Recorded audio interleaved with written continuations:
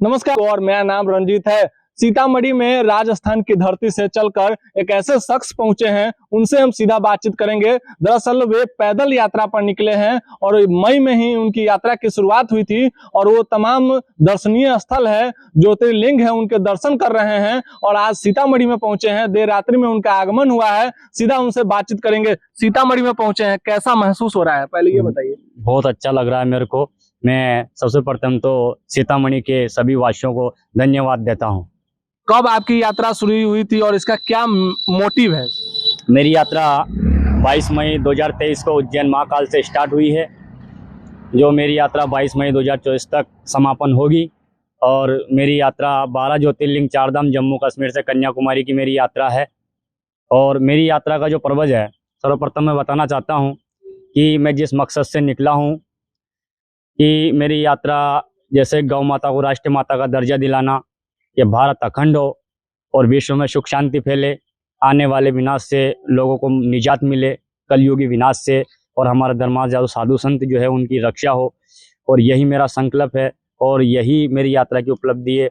इसी सोच और विचार को लेकर के मैं इस यात्रा पर निकला हूँ। पैदल यात्रा करना बहुत कठिन होता है और आप पैदल ही यात्रा कर रहे हैं। मई में इसकी शुरुआत हुई, कितना कठिन डगर है आपके लिए?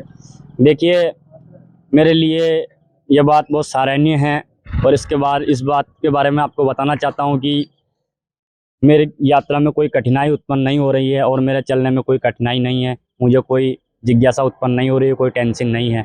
मैं जैसा भी हूँ, आज मेरे को 3 महीने और 15 दिन हो चुके हैं। जैसा चला था वैसा का वैसा हूँ, मेरे को कोई टेंशन नहीं हुई है और कोई प्रॉब्लम नहीं है। आगे क्या उद्देश्य है, आगे कहाँ जाएंगे आप यहाँ के बाद? मैं सर्वप्रथम तो यहाँ पे सीता माता की जन्मस्थली पे यहाँ गए माता जी के दर्शन करके यहाँ से नेपाल की ओर प्रस्थान करूँगा, जो जनकपुरी जाऊँगा। और जनकपुरी से फिर मैं अपने पशुपतिनाथ के दर्शन करूँगा और पशुपतिनाथ से जम्मू कश्मीर की यात्रा प्रारंभ करूँगा और जम्मू कश्मीर से मैं केदारनाथ के लिए प्रस्थान करूँगा। अब तक मतलब आपने किन किन स्थानों पर गए हैं, किन किन स्थानों पर दर्शन किया है, वो विस्तृत रूप से बताइए। मैं उज्जैन महाकाल से 22 मई 2023 को निकला था। सर्वप्रथम मैंने महाकाल के दर्शन किए, फिर उसके बाद मैंने खाटू श्याम जी के दर्शन किए हैं राजस्थान में, और राजस्थान में ही नारायणी धाम के दर्शन किए हैं। फिर यूपी के अंदर मैंने श्री राम प्रभु की नगरी अयोध्या में राम प्रभु के दर्शन किए हैं। फिर उसके बाद मैंने काशी विश्वनाथ जी के दर्शन किए हैं। फिर उसके बाद गया जी के मैंने दर्शन किए हैं, गंगा जी में स्नान किया है।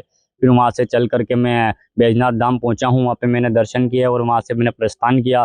तो मैं सुल्तानगंज अजबेगीनाथ धाम गंगा माँ में स्नान करके अजबेगीनाथ के दर्शन करके मैं ये आज सीता माता की नगरी सीतामढ़ी में पहुँचा हूँ।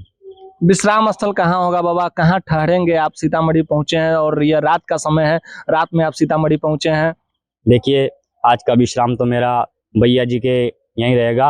भैया जी का नाम मैं जानता नहीं हूँ, लेकिन जो भी भैया ने मेरे को रोका वो यहीं के निवासी हैं और इन्होंने मेरी सारी तमाम व्यवस्था की है। मैं इसलिए एक बार और इनका तहे दिल से धन्यवाद करता हूँ कि भाई साहब ने मेरे को इनके निजी स्थल पर निवास दिया है।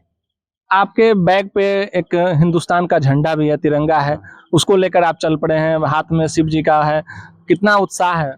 मेरे अंदर बहुत ज़्यादा उत्साह है, क्योंकि मैं अपने आप को एक भाग्यशाली इंसान समझता हूँ, एक खुदकिस्मत इंसान समझता हूँ कि मैं इतना बड़ा प्रण प्रतिष्ठा लेकर के मैं जो निकला हूँ।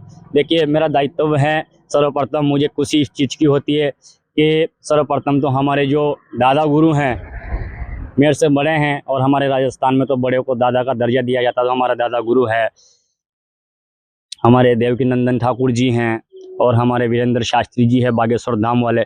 मैं इनका तहे दिल से धन्यवाद करना चाहता हूं कि ये प्रणता हर चीज़ को देखते हुए चल रहे हैं और हर कष्ट को झेलते हुए, हर चीज़ को मद्देनजर रखते हुए ये हिंदू राष्ट्र की गणना कर रहे हैं, हिंदू राष्ट्र को आगे बढ़ाने की चेष्टा कर रहे हैं। तो मैं तहे दिल से उनका धन्यवाद देना चाहता हूं और उनको यही कहना चाहता हूं कि भाई ऐसे सतमार्ग पे मुझे भी आपके साथ ले और मुझे भी इस मार्ग पे आगे बढ़ने की आज्ञा दे और आशीर्वाद दे कि मैं भी जिस मार्ग पे आप चल रहे हो इसी मार्ग पे चलूँ।